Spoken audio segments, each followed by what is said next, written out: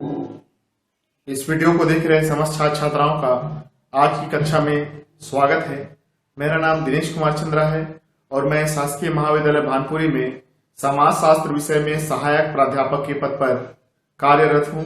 आज हम लोग पश्चिम के देशों में समाज शास्त्र के उद्भव एवं विकास के संबंध में विस्तृत अध्ययन करेंगे।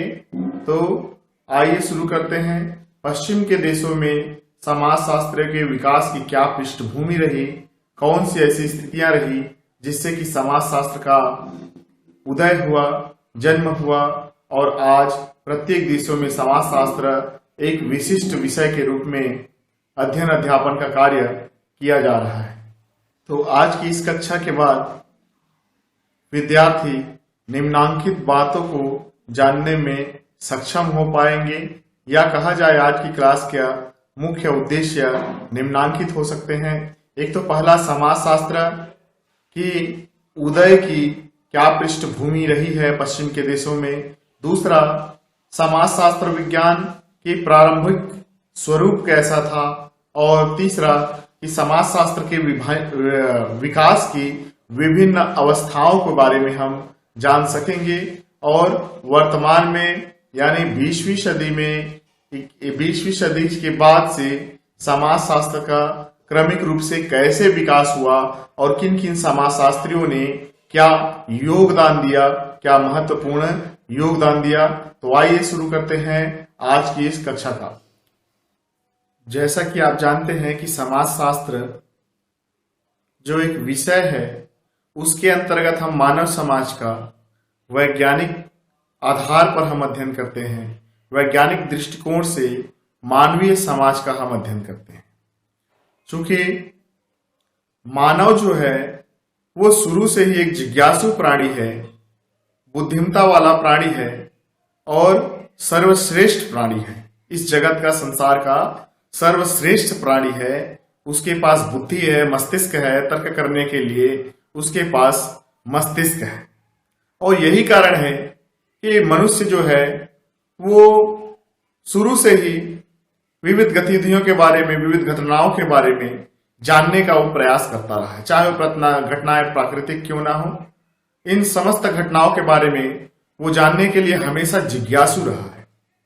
तो जैसे ही मानव समाज का विकास हुआ या मानव समाज की इस पृथ्वी में उत्पत्ति हुई, तब से वह अपने समूह के बारे में, अपनी संस्थाओं के बारे में, अपनी रीति रिवाज, अपनी कार्य प्रणालियों के बारे में कुछ न कुछ वह अध्ययन करता रहा है, चिंतन करता रहा है, उसके बारे में जानकारी संकलित करता रहा है।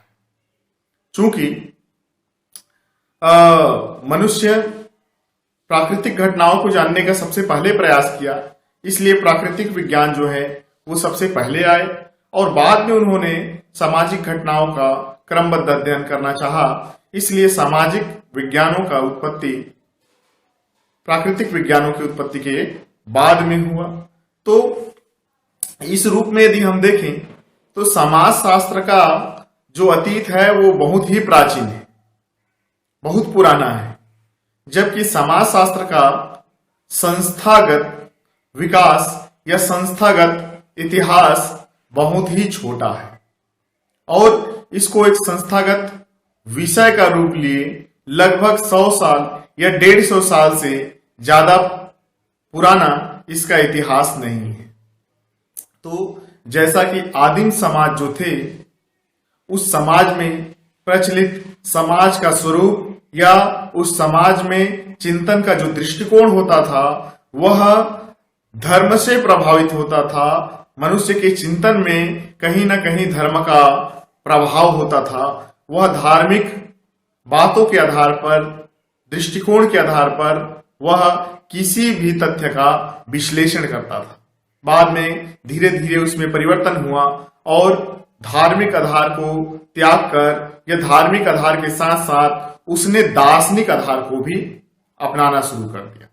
दार्शनिक आधार के बाद मनुष्य के इस समाज का और विकास हुआ, मानव समाज का और विकास हुआ और वहां ऐतिहासिक आधार पर समाज शास्त्र का या समाज का अध्ययन किया जाने लगा। और कालांतर में वो समाज के बारे में जानकारी इकट्ठा करने के लिए वैज्ञानिक तकनीक या वैज्ञानिक पद्धतियों का सहारा लेते हैं, यानी समाज का क्रमबद्ध आधार पर वैज्ञानिक पद्धति से अध्ययन करना, तथ्यों का संकलन करना, वर्गीकरण विश्लेषण कर कार्य कारण की संबंधों की व्याख्या करने के बाद वो किसी भी समाज के अंगों की व्याख्या करते हैं।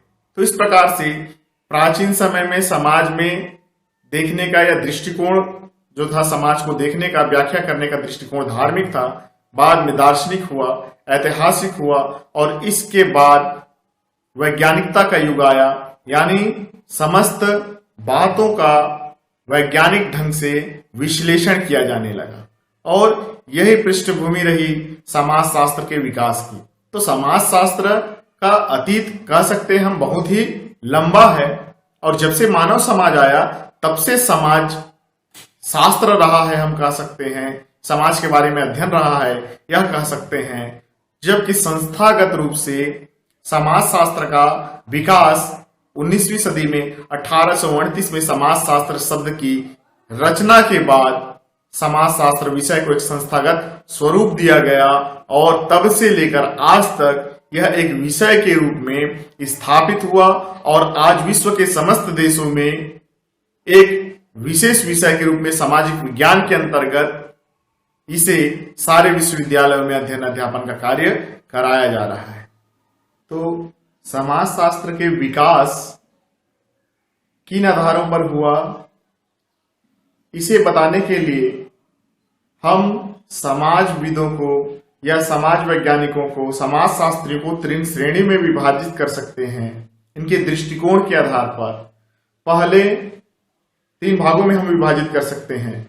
पहले भाग में ऐसे चिंतकों को रख सकते हैं, ऐसे समाजशास्त्रियों को रख सकते हैं जो ये मानते हैं कि समाजशास्त्र का जो उदय है वह चिंतन की निरंतरता पर जोर देती है, यानी सोचने का, चिंतन करने का, विचार करने की निरंतरता रही है जो प्राचीन काल से लेकर आज तक चिंतन के अलग अलग स्तरों से होकर गुजरा है और अन्य विज्ञानों में जिन पद्धतियों का उपयोग किया जाता था, जैसे कि राजनीति शास्त्र, अर्थशास्त्र या दर्शन शास्त्र, इतिहास और अन्य प्राकृतिक विज्ञान, तो इन प्राकृतिक विज्ञानों की पद्धतियों का ही प्रयोग समाजशास्त्र के उदय का प्रमुख कारक बना कि समाज के अध्ययन में उन्होंने इन प्राकृतिक विज्ञानों का प्रयोग किया और फलतः समाजशास्त्र एक नए विषय के रूप में स्थापित हुआ।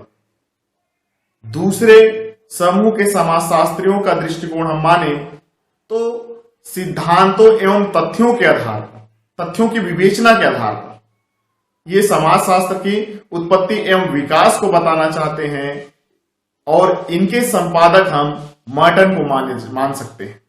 इनका कहना है कि समाजशास्त्र के सिद्धांतों पर विचार करते समय इसके इतिहास के अध्ययन पर जोर न देकर हम सिद्धांत एवं तथ्यों के विश्लेषण पर जोर देना चाहिए। सिद्धांत एवं तथ्यों के माध्यम से समाजशास्त्र के विकास पर जोर दिया जाना चाहिए कि समाज के अध्ययन के लिए अनेक सिद्धांत स्थापित हुए, अनेक तथ्य सामने आए, इन तथ्यों का अनेक के आधार पर, वैज्ञानिक विश्लेषण के आधार पर अनेक सिद्धांत निर्मित हुए और क्रमिक रूप से समाजशास्त्र का आगे विकास होता चला गया। तीसरी समूह के समाजशास्त्रियों के लिए का दृष्टिकोण था कि तत्कालीन यूरोप की जो सामाजिक, आर्थिक, राजनीतिक परिस्थितियां थी वो समाजशास्त्र के उद्भव के लिए उत्तरदायी कारक बनी कि 19वीं सदी के आरंभिक युग में जब यूरोप में औद्योगिकरण, पूंजीवाद, नगरीकरण के परिणाम स्वरूप समाज में अनेक व्यापक बदलाव आ रहे थे और वे बदलाव अच्छे भी थे, बुरे भी थे। तो इन्हीं को समझने के लिए वहां के समाजविदों ने वैज्ञानिकता के आधार पर समाज का अध्ययन करना चाहा तो इस प्रकार से हम कह सकते हैं कि यूरोप की तत्कालिक सामाजिक, आर्थिक, राजनीतिक परिस्थिति जिसके कारण समाज के स्वरूप में परिवर्तन आया, समाज में विविध परिवर्तन आए और इन्हीं परिवर्तनों को समझने के लिए समाजशास्त्रियों ने प्रयास किया, वैज्ञानिकता के आधार पर क्रमबद्ध अध्ययन पर जोर दिया और फलतः समाजशास्त्र एक नए विषय के रूप में पूरे संसार के सामने आया। तो ये तीनों ही जो समूह के विचारक हैं, इनका जो चिंतन है वो निश्चित रूप से प्रभावी है और तीनों ही कारक समाजशास्त्र के उद्भव एवं विकास के लिए महत्वपूर्ण है। फिर भी इन तीनों कारणों में से समाज को एक संस्थागत रूप से विकसित करने का श्रेय तीसरे समूह के समाजशास्त्रियों का जो चिंतन है, अर्थात तत्कालिक यूरोप की सामाजिक, आर्थिक, राजनीतिक परिस्थितियां के दौरान समाज में जो परिवर्तन आया और उसके कारण, उसका क्रमबद्ध अध्ययन के कारण समाज शास्त्र एक संस्थागत रूप लिया, इसको ज्यादा महत्व दिया जा सकता। तीनों दृष्टिकोणों को हम सम्मिलित करते हुए समाज शास्त्र के विकास को हम मुख्यतः 4 भागों में विभाजित कर सकते हैं। हालांकि इसका संस्थागत विकास जो है उसको हमने चौथी चरण में रखा है, किंतु संपूर्ण विकास को मानव के इस जीवन धरती पर उत्पत्ति के बाद उन्होंने जैसे ही समाज का अध्ययन शुरू किया, तब से लेकर वर्तमान तक के इतिहास को, यानी समाज शास्त्र का क्रमिक रूप से कैसे विकास हुआ, उसको जानने के लिए हम समाज शास्त्र के विकास को या विकास की अवस्था को 4 चरणों में विभाजित कर सकते हैं। प्रथम चरण को हम ईसा पूर्व से, अर्थात मानव की इस पृथ्वी में उत्पत्ति और समाज के विषय पर उनके सोच, उनके द्वारा लिखित पुस्तकें, समाज के संस्थाओं के संबंध में उनके लेखों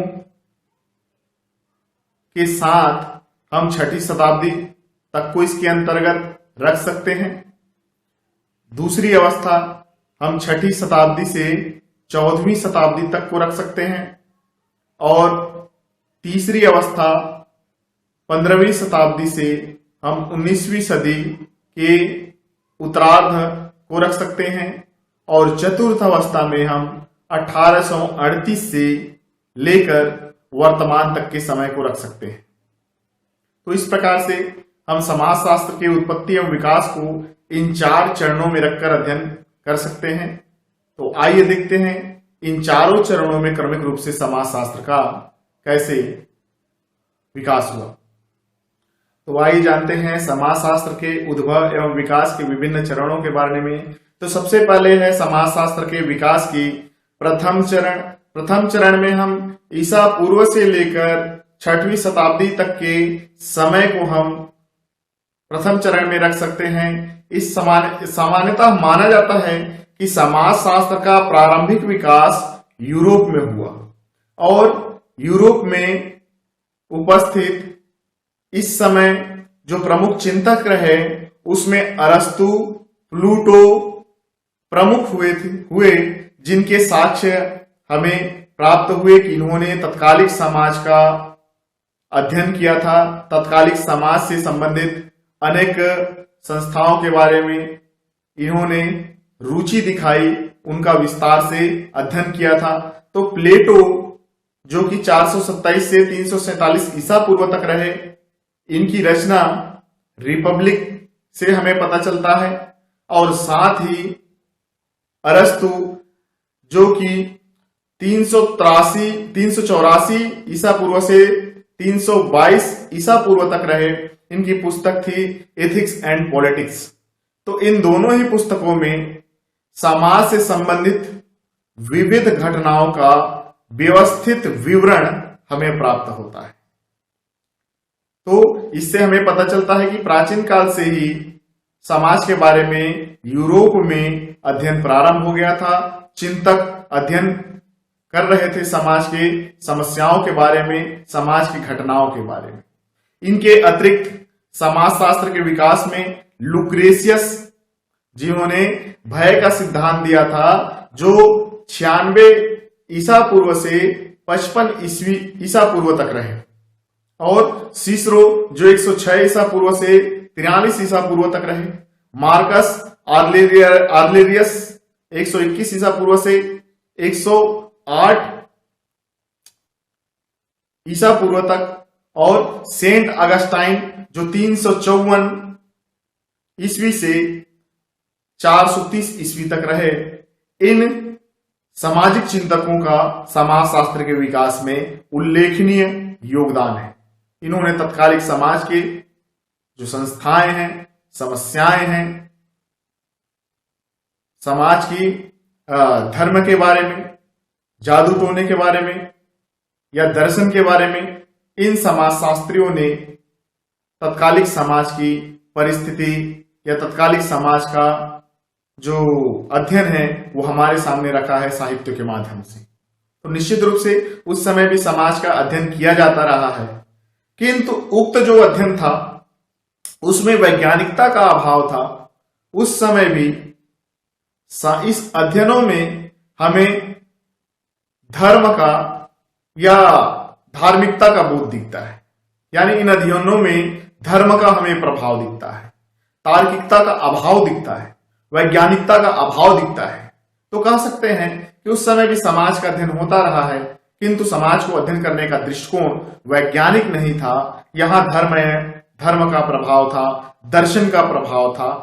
तो ये समाजशास्त्र के विकास का प्रारंभिक चरण है जो ईसा पूर्व से लेकर 6ठी शताब्दी तक हुई, जिसमें यूरोप में प्लेटो, अरस्तु, लुक्रेशियस और मार्कस आर्लेरियस, सेंट अगस्टाइन जैसे सामाजिक चिंतक हुए, जिन्होंने तत्कालिक समाज के परिदृश्य को अपनी पुस्तकों में उल्लेखित किया है।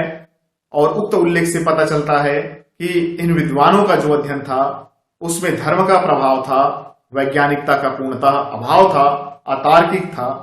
तो ये समाज के विकास की प्रारंभिक चरण थी। कहीं ना कहीं समाजशास्त्र का विकास हो रहा।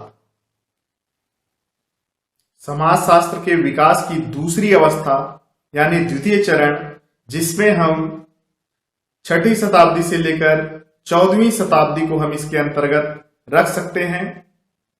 इस समय समाज के सामाजिक समस्याओं या घटनाओं का अध्ययन का जो दृष्टिकोण था उसमें परिवर्तन हुआ, और धर्म के आधार के साथ साथ दर्शन का भी यहां सहारा लिया जाने लगा। कहने का तात्पर्य है कि समाज के समस्याओं को समझने के लिए इन्होंने धर्म के साथ साथ दर्शन का भी सहारा लेना प्रारंभ कर दिया। दर्शन के आधार पर सामाजिक समस्याओं को समझने का इन्होंने प्रयास किया। और इस समय बौद्धिक जागरण के साथ साथ तर्क का भी महत्व बढ़ा, किंतु तार्किकता का प्रभाव बहुत ही कम था। इस समय के प्रमुख विद्वानों में थॉमस एक्विनस और दांते प्रमुख हैं। थॉमस एक्विनस जो 1227 से लेकर 1274 ईस्वी तक रहे, और दांते जो 1265 से लेकर 1321 तक रहे। इनकी रचनाओं को हमें देखने पर ऐसा लगता है कि इस समय का जो अध्ययन था, इनका जो अध्ययन था वो कहीं न कहीं दर्शन से प्रभावित था। समाज घटनाओं की व्याख्या दार्शनिकता के आधार पर किया जाता रहा। सबसे पहले इन्हीं विद्वानों ने मनुष्य को एक सामाजिक प्राणी माना और समाज को संचालित करने के लिए राज्य की आवश्यकता महसूस की। तो ये पहले विद्वान थे जिन्होंने मनुष्य को एक सामाजिक प्राणी माना, कि मनुष्य जो है एक सामाजिक प्राणी है और समाज के बिना इसका कोई भी अस्तित्व नहीं है। ऐसा चिंतन करने वाले भी विचारक थे। साथ ही मानव समाज के सफल संचालन के लिए, व्यवस्थित संचालन के लिए इन्होंने राज्य की आवश्यकता महसूस की, सरकार की आवश्यकता महसूस की कि सरकार होनी चाहिए, राज्य होनी चाहिए जो मानव समाज को व्यवस्थित संचालन कर सके। इसके अतिरिक्त इन समाजविदों ने, चिंतकों ने सामाजिक सहयोग, न्याय, ईश्वर, श्रद्धा, एकता, इन संस्थाओं का अध्ययन भी किया। इसके अतिरिक्त सामाजिक घटनाओं को समझने के लिए जिस विधि का प्रयोग पर जोर दिया। उस विधि में इन्होंने प्राकृतिक घटनाओं के तथ्यों को समझने के लिए जिस विधि का प्रयोग किया जाता था, उसी विधि का प्रयोग इन्होंने समाजशास्त्र में लागू करने की बात कही। फिर भी इन चिंतकों के अध्ययन में वैज्ञानिकता का प्रभाव दिखाई देने लगा था, किंतु अभी तक समाज के कार्य कारण संबंधों पर अध्ययन प्रारंभ नहीं हुआ था।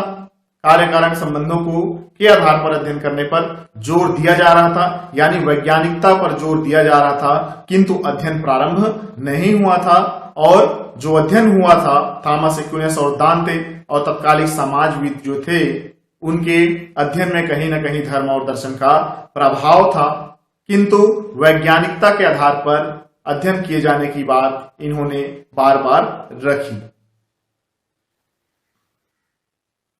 आइए जानते हैं समाजशास्त्र के विकास की तीसरी चरण के बारे में। और समाजशास्त्र के विकास का जो तीसरा चरण है वो प्रारंभ होता है 15वीं शताब्दी से लेकर 1838 के पहले तक का समय, यानी 19वीं सदी का उत्तरार्ध कह सकते हैं। यहां तक का जो समय है वो समाजशास्त्र के विकास के तीसरे चरण के अंतर्गत हम इसको रखते हैं। इस समय क्या हुआ कि समाज के घटनाओं को अध्ययन करने का दृष्टिकोण या उसको देखने का दृष्टिकोण में परिवर्तन आया। जहां धर्म एवं दर्शन का प्रभाव अध्ययन पर था, उसका स्थान अब वैज्ञानिकता या तार्किकता ने ले लिया। तो वैज्ञानिकता और तार्किकता के आधार पर अब समाज का अध्ययन प्रारंभ हो गया। सामाजिक घटनाओं को समझने के लिए वैज्ञानिक पद्धति, तार्किकता, विवेकशीलता पर अधिक जोर दिया गया और बहुत सारे अध्ययन प्रारंभ हुए। बौद्धिक जागरण का यह युग था। अनेक समाजविद हुए और इन समाजविदों ने बहुत सारी रचनाएं भी लिखी है। जैसे इसमें हम रख सकते हैं हाब्स, लॉक, रूसो ने जो सामाजिक समझौते का सिद्धांत प्रस्तुत किया। थॉमस मूर ने यूटोपिया नाम की पुस्तक लिखी, जिसमें उन्होंने ब्रिटेन समाज की सामाजिक व्यवस्था और तत्कालिक सामाजिक समस्याओं का विवरण इसमें हमें मिलता है। मॉन्टेस्क्यू की स्पिरिट ऑफ लॉज को हम रख सकते हैं, जिसमें मानव समाज और भौगोलिक पर्यावरण के बीच में इन्होंने प्रभावों को स्पष्ट करने का प्रयास किया है। मॉन्टेस्क्यू की स्पिरिट ऑफ लॉज हो गई। इसके अतिरिक्त एडम स्मिथ ने आर्थिक मनुष्यों पर विचार प्रस्तुत किया, यानी मनुष्य और अर्थव्यवस्था के बीच में इन्होंने विचार रखा। कोंडोरसेट का सामाजिक परिवर्तन का सिद्धांत, एडम स्मिथ का सामाजिक परिवर्तन का सिद्धांत, हैरिंगटन का इतिहास की आर्थिक व्यवस्था से संबंधित सामाजिक परिवर्तन का सिद्धांत। तो इतने सारे थे समाजशास्त्री हुए जिन्होंने समाज का अध्ययन प्रारंभ कर दिया और अनेक साहित्य लिखे।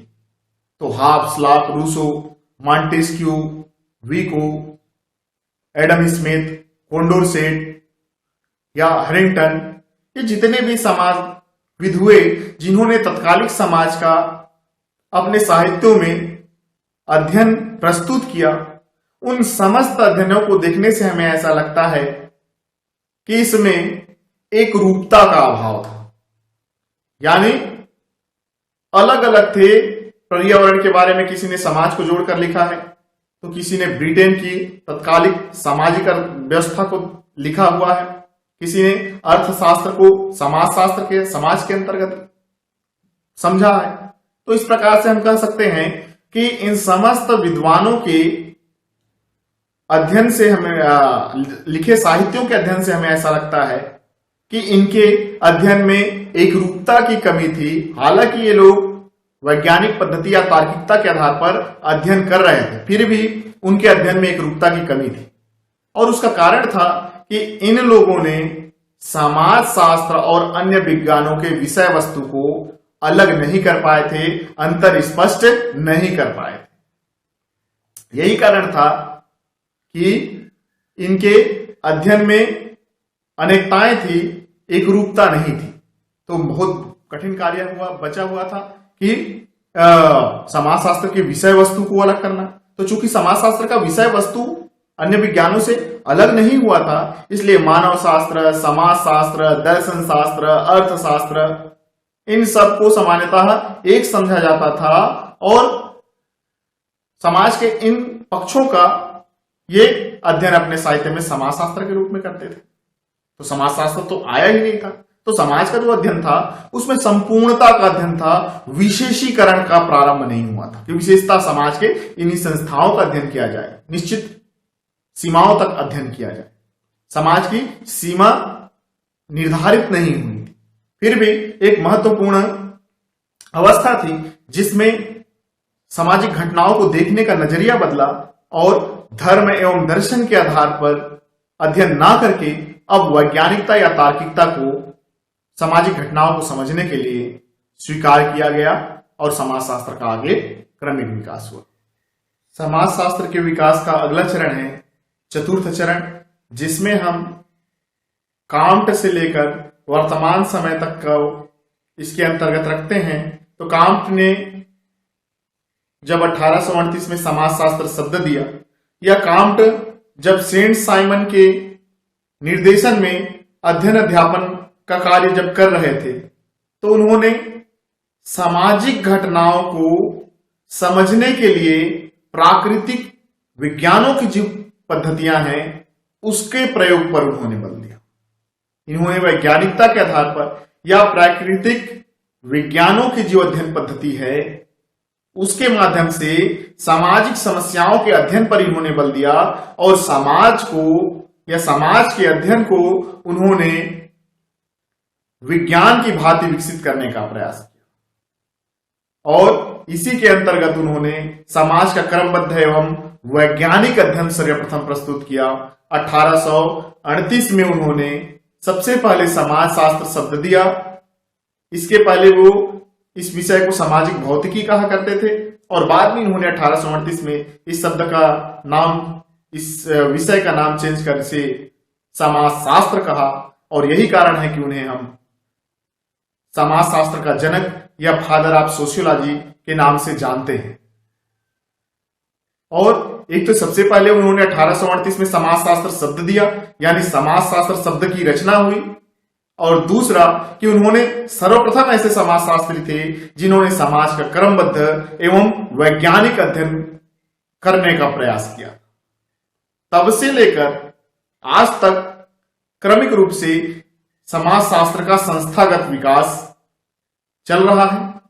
तो ये हम कह सकते हैं कि अगस्ट कांट के समाजशास्त्र शब्द की खोज के बाद समाजशास्त्र का संस्थागत विकास की सीढ़ी प्रारंभ हो गया और आज तक यह चल रहा है। तो इस अवस्था को हम समाजशास्त्र के चतुर्थ अवस्था में रखते हैं। इस समय अब समाज का अध्ययन में वैज्ञानिक पद्धतियों का प्रयोग किया जाने लगा। समाजशास्त्र के विषय वस्तु को निर्धारित किया गया, समाजशास्त्र के विषय वस्तु को अन्य विज्ञानों से अलग किया गया, समाजशास्त्र और अन्य विज्ञानों में संबंध स्थापित किया गया, अनेक सिद्धांत और तथ्य की खोज की गई, सिद्धांतों की स्थापना की गई और आज यह विषय सामाजिक विज्ञानों की श्रेणी में महत्वपूर्ण स्थान रखता है और लगभग सारे विश्वविद्यालयों में अध्ययन अध्यापन का कार्य समाजशास्त्र का आज किया जा रहा है। तो चतुर्थ अवस्था अति महत्वपूर्ण है जिसमें अध्ययन का आधार या दृष्टिकोण वैज्ञानिकता हुआ, कार्य कारण संबंधों की व्याख्या की गई, समाजशास्त्र की विषय वस्तु को निर्धारित किया गया, समाजशास्त्र के अध्ययन क्षेत्र को सीमा रेखित किया गया, एक स्पष्ट सीमा रेखा में बांध दिया गया और समाज के संबंध में अनेक सिद्धांतों की स्थापना हुई। समाजशास्त्र के अंतर्गत नवीन क्षेत्रों की शुरुआत हुई, अलग अलग समाजशास्त्र के खंडों की रचना हुई, शिक्षा का समाजशास्त्र, धर्म का समाजशास्त्र, विकास का समाजशास्त्र, जनसंख्या का समाजशास्त्र और ना जाने कितने। तो ये कह सकते हैं कि चौथी जो अवस्था है वो अति महत्वपूर्ण है। फिर भी प्रारंभ से लेकर चौथी अवस्था तक यानी वर्तमान तक समाजशास्त्र का इस प्रकार से क्रमिक रूप से विकास हुआ जिसमें प्रत्येक अवस्था अपने आप में महत्वपूर्ण स्थान रखता है। चिंतन के दृष्टिकोण में निरंतर परिवर्तन हुआ है और आज समाजशास्त्र एक सामाजिक विज्ञान के रूप में, एक विशेषीकृत विज्ञान के रूप में आज हमारे सामने स्पष्ट हुआ है, आज हमारे सामने उपलब्ध है।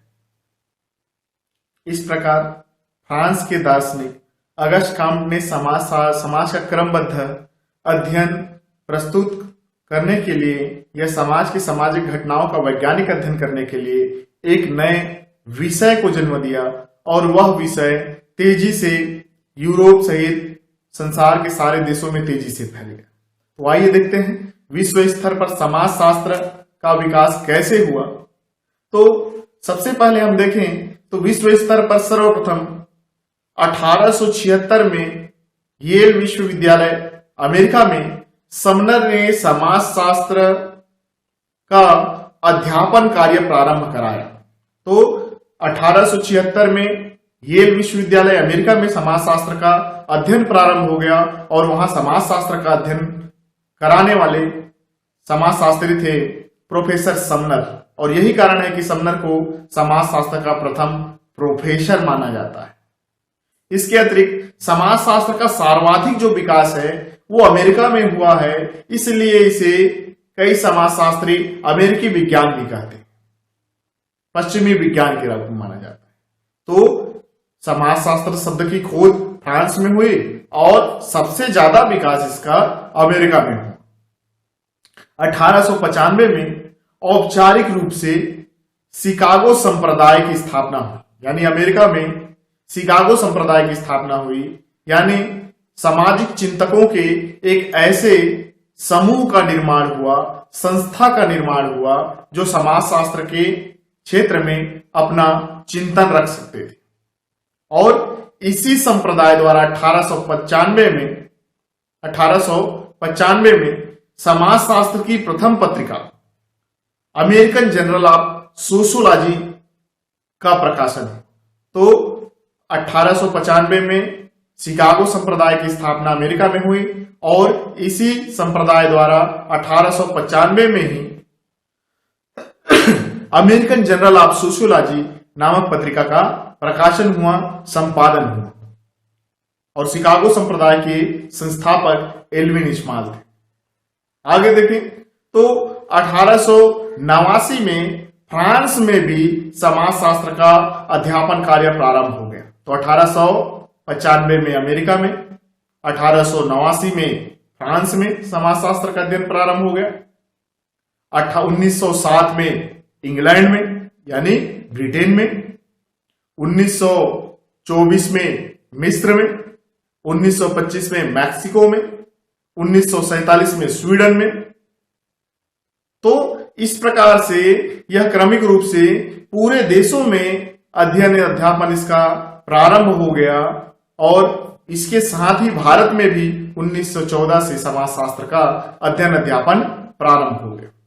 तो चूंकि पश्चिम में समाजशास्त्र का सर्वाधिक विकास हो गया हुआ, अमेरिका में विकास हुआ, ब्रिटेन में विकास हुआ, फ्रांस में विकास हुआ, जर्मनी में भी बहुत सारे सामाजिक चिंतक थे जिन्होंने अपना योगदान दिया, तो समाजशास्त्र के विकास में तेजी आई और धीरे धीरे यह संपूर्ण विश्व में एक विशिष्ट विषय के रूप में अध्ययन अध्यापन इसका कराया जाना प्रारंभ हो गया। समाजशास्त्र का अधिकांश विकास पश्चिमी देशों में हुआ और इन देशों में अमेरिका, जर्मनी, फ्रांस, ब्रिटेन प्रमुख थे और यहाँ के चिंतकों ने समाज संबंधी समस्याओं का अध्ययन में वैज्ञानिक पद्धतियों का प्रयोग को प्रारंभ कर समाजशास्त्र को गति प्रदान किया, समाजशास्त्र को संस्थागत रूप से स्थापित किया, अनेक सिद्धांतों की स्थापना की और इन सिद्धांतों के माध्यम से समाजशास्त्र के विकास में महत्वपूर्ण योगदान इन्होंने दिया। तो इन चिंतकों में देखते हैं, तो इन चिंतकों में इंग्लैंड में जॉन स्टुअर्ट मिल, इन्होंने इंग्लैंड को समाजशास्त्र शब्द से परिचित कराया और यहीं के समाजशास्त्री थे हर्बर्ट स्पेंसर, तो इन्होंने समाज का सावयवी सिद्धांत दिया, जिसे समाज का डार्विनवाद या समाज शास्त्र का डार्विन के नाम से भी जाना जाता है। इन्होंने समाज की तुलना सावयव से की और यह समाज शास्त्र में बहुत तेजी से प्रसिद्ध हो गया, फेमस हुआ। इसके अतिरिक्त चार्ल्स बूथ, हाबहाउस, वेस्टरमार्क, ये मानव शास्त्री भी थे, कार्ल मैनहेम, गेंसबर्ग आदि समाजशास्त्रियों ने ब्रिटेन में समाजशास्त्र को विकसित करने का योगदान दिया। इसके अतिरिक्त फ्रांस में समाजशास्त्र के जनक अगस्ट काम्ट, जिन्होंने प्रत्यक्षवाद दिया, इमानुएल दुर्खिम महत्वपूर्ण समाजशास्त्री विचारक थे।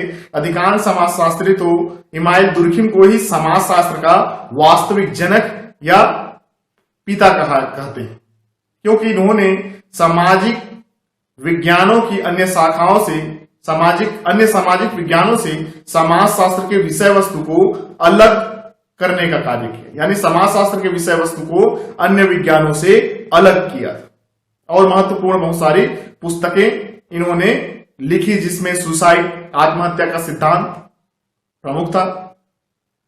इसके अतिरिक्त suicide, the division of labour in society, श्रम विभाजन का सिद्धांत, the rules of sociological method.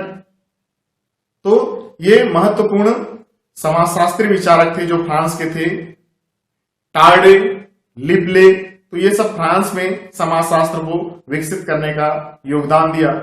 इसके अतिरिक्त जर्मनी में देखें तो जर्मनी में समाजशास्त्र को गति देने वाले समाजशास्त्रियों में मैक्स वेबर, जिन्होंने सत्ता की अवधारणा दी और नौकरशाही यानी ब्यूरोक्रेसी को संपूर्ण समाज से परिचित कराया, जो वर्तमान तक समाज के संचालन में महत्वपूर्ण भूमिका अदा कर रहा है। कार्ल मार्क्स, जिन्होंने द्वंद्वात्मक भौतिकवाद दिया, जिन्होंने मार्क्सवाद जैसे विचार को की उत्पत्ति दी, जिन्होंने पूंजीवाद के विरोध में वर्ग संघर्ष के सिद्धांत को प्रस्तुत किया। वानविच, वीरकान, सीमेल, ये सब जर्मनी के समाजशास्त्री थे। टॉनिज, ये सब जर्मनी के समाजशास्त्री थे जिन्होंने समाजशास्त्र को जर्मनी में विकास कराया। अमेरिका के समाजशास्त्रियों में गिडिंग्स, समनर, जिन्हें हम समाजशास्त्र का प्रथम प्रोफेसर कहते हैं, वार्ड, पार्क, वर्गेस, शेरोकिन, जिमरमैन और महत्वपूर्ण विचारक आकबरनेम Nimkoff, Parsons, Merton, Young, P V Young, क्रूजर, रॉस इत्यादि समाजशास्त्री थे जिन्होंने अमेरिका में समाजशास्त्र को विकास की दिशा दी और समाजशास्त्र को एक सामाजिक विज्ञान के रूप में आज संपूर्ण विश्व में स्थापित किया। इसका श्रेय इन पश्चिमी विचारकों को जाता है। पश्चिम में समाजशास्त्र का उदय हुआ और इसके पीछे वहां की कुछ घटनाएं अति महत्वपूर्ण थी, जिसके कारण बुद्धिजीवियों का ध्यान समाज के अध्ययन की ओर आकर्षित हुआ। इन कारणों में पहला कारण हम रख सकते हैं कि तीव्र एवं क्रांतिकारी परिवर्तन, यूरोपीय क्षेत्रों में तीव्र क्रांति और सामाजिक परिवर्तन हो रहा है। तो इन क्रांतियों में पहला हम रख सकते हैं औद्योगिक क्रांति, दूसरा फ्रांसीसी क्रांति और इसी के अंतर्गत हम नगरीय क्रांति को भी रख सकते हैं। दूसरे नंबर पर वैज्ञानिक क्रांति, तीसरे नंबर पर विभिन्न संस्कृतियों से साक्षात्कार, चौथे नंबर पर सामाजिक समस्याएं और उनके समाधान के लिए वैज्ञानिक विधि का प्रयोग, पांचवा बौद्धिक पुनर्जागरण और बौद्धिक विकास, छठवां वैधानिक सुधार और सातवां सामाजिक आंदोलन एवं सुधार कार्य। तो ये सब महत्वपूर्ण कारण थे जिसके कारण समाज में या समाज के अध्ययन में बुद्धिजीवियों की रुचि रही या बुद्धिजीवियों के ध्यान को इन समस्याओं ने आकर्षित किया कि वे समाज का अध्ययन करें। तो आइए देखते हैं इन कारणों के बारे में हम विस्तार से अध्ययन करते हैं। तो समाजशास्त्र के विकास को निर्देशित करने वाला पहला कारण था तीव्र एवं क्रांतिकारी परिवर्तन। इसके अंतर्गत हमने पहला रखा हुआ है औद्योगिक क्रांति। तो औद्योगिक क्रांति के बारे में आप जानते ही हैं। औद्योगिक क्रांति की शुरुआत 1750-60 के दशक में इंग्लैंड में हुआ और टाइनेबी ने औद्योगिक क्रांति शब्द दिया। औद्योगिक क्रांति यानी उद्योगों के क्षेत्र में क्रांति। इसकी शुरुआत ब्रिटेन में हुई। हुआ क्या कि समाज में उत्पादन की इकाई में परिवर्तन आया, यानी उत्पादन के तकनीक में परिवर्तन आया। मानव के स्थान पर बड़े बड़े मशीनों की स्थापना हुई, लौह उद्योगों की स्थापना हुई, अनेक खदानों की खोज हुई, दूसरे देशों से व्यापार स्थापित करने के लिए बड़े बड़े समुद्री जहाजों का प्रयोग किया गया, दूसरे देशों को उपनिवेश बनाया गया और उद्योगों के क्षेत्र में भी व्यापक क्रांति आई। आधारभूत जो उद्योग थे उन सब का विकास हुआ, उत्पादन की इकाई बदली, इंडस्ट्री बना, उद्योग लगे। तो इससे ब्रिटेन में तेजी से समाज में भी परिवर्तन आया। उत्पादन की इकाई में परिवर्तन तो आया ही, वैज्ञानिक टेक्नोलॉजी के साथ साथ लोगों के सोचने के तरीकों में भी परिवर्तन आया। समाज में कुछ समस्याएं भी उत्पन्न हुई, जैसे इसके कारण नगरीकरण आया। उद्योग जहां जहां लगे थे वहां के आसपास क्षेत्रों में छोटे छोटे नगर बसने लगे और इन नगर जब बसने लगे तो वहां अनेक अपराधों ने, जुआ, शराब, लूटमार, डकैती, मर्डर, सुसाइड, ऐसी समस्याएं भी उत्पन्न हो गई। तो इन सब ने लोगों के ध्यान को आकर्षित किया कि ऐसी घटनाएं समाज में तो नहीं थी, फिर अचानक कैसे इस प्रकार की सामाजिक समस्याएं समाज में उत्पन्न हो गया। तो उनके कारणों को खोजने के लिए, उनके समस्याओं को समझने के लिए समाजशास्त्रियों का ध्यान इस दिशा की ओर मुड़ा और समाज का अध्ययन प्रारंभ हो गया। दूसरा, फ्रांसीसी क्रांति। तो फ्रांसीसी क्रांति में राजतंत्र के स्थान पर लोकतंत्र की स्थापना हुई। वहां राजा जो था वह जनता का शोषक हो गया था। जनता की कोई भी परवाह नहीं थी उसे। वह फिजूल खर्ची किया करता था। वहां जनता का शोषण हो रहा था, जनता भूख से मर रही थी। और वहां का जो शासक था, क्रमिक रूप से 3-4 शासक हुए, लुई 16वां, लुई 14वां, लुई 15वां। तो ये जो शासक हुए वो फिजूल खर्ची किया करते थे। जनता के कोई भी परवाह नहीं थी। वो अपने सुख सुविधाओं में शासन की राशि खर्च कर रहे थे और ऐसे समय में वहां राजतंत्र को पलटकर लोगों ने लोकतंत्र की स्थापना कर दी। इससे समाज में बदलाव आया, समाज में परिवर्तन आया और उसी परिवर्तन को समझने के लिए समाजशास्त्रियों का जो ध्यान है वो इस दिशा में आकर्षित हुआ। दूसरा, वैज्ञानिक क्रांति, नगरीय क्रांति। तीसरा, नगरीय क्रांति।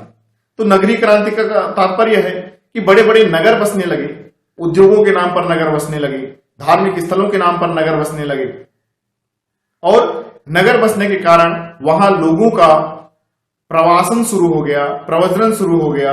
लोग गांवों को छोड़कर शहरों में जाने लगे और उसके कारण वहां भीड़ भाड़ बढ़ी। भीड़ भाड़ बढ़ने से अनेक समस्याएं भी उत्पन्न हुई और उन समस्याओं के अध्ययन ने भी, उन समस्याओं ने भी बुद्धिजीवियों को ध्यान को इस दिशा में आकर्षित किया। तो ये प्रमुख 3 कारण थे, औद्योगिक क्रांति, फ्रांसीसी क्रांति और नगरीय क्रांति। दूसरे नंबर पर हम रखते हैं वैज्ञानिक क्रांति, यानी लोगों के सोचने के तरीकों में भी परिवर्तन आया, दृष्टिकोण में भी परिवर्तन आया। लोग धर्म, दर्शन, इतिहास के आधार पर अध्ययन ना करके वैज्ञानिकता, तार्किकता या विवेकता के आधार पर अब अध्ययन करना प्रारंभ कर दिए। किसी भी समस्या, किसी भी घटना के बारे में अब लोग तार्किक रूप से समझने लगे। तो विज्ञान का विकास हुआ, टेक्नोलॉजी का विकास हुआ और इसके कारण समाज में समस्या भी उत्पन्न हुई। समाज के लोगों के संबंधों में परिवर्तन आया, गरीबी बढ़ी, बेगारी बढ़ी, लोगों का स्थान मशीनों ने ले लिया। तो इन सब कारणों से भी समाज में परिवर्तन आया और इसको समझने के लिए समाजशास्त्रियों का ध्यान पुनः इस दिशा में आकर्षित। अगला महत्वपूर्ण कारक है विभिन्न संस्कृतियों से साक्षात्कार या सामना।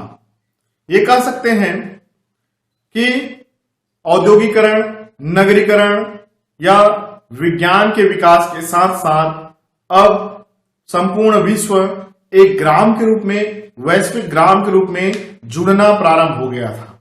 अब अधिकांश जो देश थे वो दूसरे देशों से व्यापार कर वहां उपनिवेश की स्थापना करना प्रारंभ कर दिए थे। खास करके यूरोपीय देश जैसे कि अमेरिका, स्पेन, इंग्लैंड, जर्मनी, इन देशों ने दूसरे देशों से व्यापारिक संबंध स्थापित करने का प्रयास किए, नए नए क्षेत्रों की खोज की और उसी के साथ इनका परिचय दूसरी संस्कृति सभ्यता के लोगों से हुआ, जिनकी संस्कृति विशिष्ट थी, जिनकी भाषा विशिष्ट थी, जिनकी सामाजिक संरचना विशिष्ट थी। तो इन सब को समझने के लिए उन्होंने समाजशास्त्र का सहारा लिया या समाज का अध्ययन इन लोगों ने प्रारंभ कर दिया। वहां के संरचनाओं को समझने के लिए, उनकी आवश्यकताओं को समझने के लिए, उनकी समस्याओं को समझने के लिए उन्होंने समाज का क्रमिक अध्ययन प्रारंभ कर दिया। तो यह भी कारक था जिसने समाजशास्त्र के विकास को प्रभावित किया। तो विभिन्न संस्कृतियों से लोगों का सामना हुआ, साक्षात्कार हुआ, जहां की संरचना विशिष्ट थी, संस्कृति विशिष्ट थी और इन समस्त कारकों ने समाजशास्त्र के विकास को, समाजशास्त्र को पहचान दिलाने में एक महत्वपूर्ण भूमिका निभाई। चौथा प्रमुख कारक है सामाजिक समस्याएं और उनका वैज्ञानिक अध्ययन। तो यह महत्वपूर्ण कारक साबित हुआ कि संपूर्ण विश्व में औद्योगिकरण, नगरीकरण, औद्योगिक क्रांति, विज्ञान का विकास जब हुआ तो इससे बहुत सारी समस्याएं भी उत्पन्न हुई। इन समस्याओं में बाल श्रम की समस्या, विधवाओं की समस्या, गरीबी की समस्या, बेरोजगारी की समस्या, विकलांगता की समस्या, शोषण की समस्या, तो ऐसी बहुत सारी समस्याएं निर्मित हो गई। पूंजीवाद के विकास के साथ साथ शोषण चरम स्तर पर पहुंच गया और इनको समझने के लिए, इसके निराकरण के लिए अनेक समाजशास्त्रियों ने समाज का अध्ययन कर सिद्धांत की पुनर्स्थापना की। एक नवीन समाज के पुनर्स्थापना के लिए इन समाजशास्त्रियों ने अनेक सिद्धांत निर्मित किए। तो समाज का क्रमबद्ध वैज्ञानिक अध्ययन शुरुआत कर दी इन समस्याओं को समझने के लिए, इनके कारणों को स्पष्ट करने के लिए, कार्य कारण संबंध स्थापित करने के लिए और वहीं समाजशास्त्र के विकास को भी मदद मिली। समाजशास्त्र एक नवीन विषय के रूप में आगे बढ़ा। पांचवा प्रमुख कारक है बौद्धिक जागरण और बौद्धिक विकास। तो मध्यकाल में 19वीं सदी में बौद्धिक पुनर्जागरण का काल रहा, बौद्धिक विकास हुआ। धर्म, दर्शन, इतिहास के आधार पर घटनाओं की व्याख्या ना कर समाज का दृष्टिकोण वैज्ञानिक पद्धति की ओर निर्देशित हुआ। लोग विवेक के आधार पर, तर्क के आधार पर प्रमाणित करने लगे और इसी के कारण प्रमाणित घटनाओं के प्रमाणित अध्ययन के कारण ही अध्ययन के दृष्टिकोण के स्वरूप में भी परिवर्तन आया। लोगों का जो चिंतन था वो तार्किक हो गया और इसके साथ साथ बौद्धिक विकास भी हुआ। लोग मानवतावादी होने लगे और समाजशास्त्र के विभिन्न शाखाओं की स्थापना भी होने लगी। तो जैसे मानवतावादी, प्रकार्यवादी, मार्क्सवादी, दलित परिप्रेक्ष्यवादी। तो इस प्रकार से बौद्धिक पुनर्जागरण का काल था, सुधार, बौद्धिक सुधार का युग था, जिसके कारण समाजशास्त्रियों ने बौद्धिक विकास के साथ साथ सामाजिक समस्याओं के निराकरण के लिए नवीन चिंतन को या नवाचार को साधन मानने लगे और उसको विकसित करने में इन्होंने समाज के अध्ययन में अपनी रुचि दिखाई और यही कारण था कि यहां पुनः समाजशास्त्र के विकास को बल मिला। छठवें प्रमुख कारक में हम रख सकते हैं वैधानिक सुधार को। चूंकि औद्योगिकरण, नगरीकरण, फ्रांसीसी क्रांति के परिणाम स्वरूप समाज में तेजी से परिवर्तन आया, विकास आया और साथ में समस्याएं भी वहां उत्पन्न हुई। जैसे कि नगरीकरण के कारण अनेक गंभीर समस्याएं उत्पन्न हुई। औद्योगिकरण के कारण बाल श्रम, शोषण, कार्य के घंटे अधिक निर्धारित कर दिए जाते थे। तो इस प्रकार की समस्याएं उत्पन्न हुई और इन समस्याओं के निराकरण के लिए वहां अनेक वैधानिक कानून पारित किए गए और उसे समाज में लागू किया गया। तो इन कानूनों में फैक्ट्री एक्ट नियम लागू हुआ, जहां कार्य के जो घंटे थे, श्रमिक जहां जितना कार्य करते थे उसको निश्चित कर दिया गया, निर्धारित कर दिया गया, समय निर्धारित कर दिया गया। बाल श्रम उन्मूलन संबंधी कानून आए, मानवाधिकार संबंधी कानून आए। तो इन सब के कारण भी समाज में परिवर्तन आया, समाज में सुधार आया, जो बुद्धिजीवियों के ध्यान को इस दिशा में आकर्षित किया। सातवां प्रमुख कारक में सामाजिक समस्याएं और समाज सुधार, इन दोनों बिंदुओं को हम रख सकते हैं कि ये भी समाजशास्त्र के उद्भव का और विकास का प्रमुख कारक रहा पश्चिम में।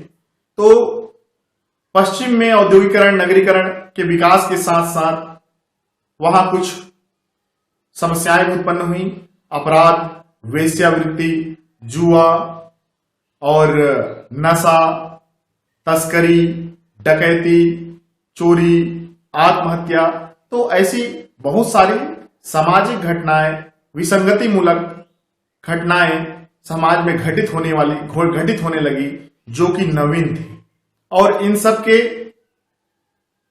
समस्त समस्याओं ने समाजशास्त्रियों के ध्यान को आकर्षित किया और समाजशास्त्रियों ने इसका क्रमिक रूप से अध्ययन कर इस समाज को पुनर्गठित करने का प्रयास किया, जिसमें इन्होंने नशा मुक्ति अभियान,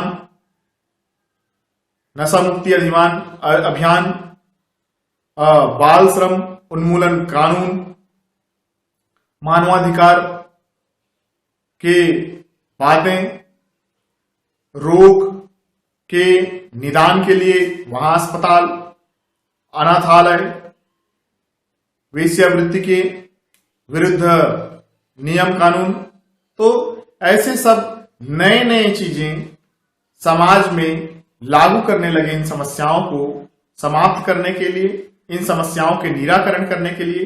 तो ये समस्त कारक थे जिसने समाज के वैज्ञानिक अध्ययन को बल दिया, और यही कारण है कि इससे समाज के अध्ययन से संबंधित सामाजिक विज्ञान अर्थात समाजशास्त्र का विकास निरंतर हुआ।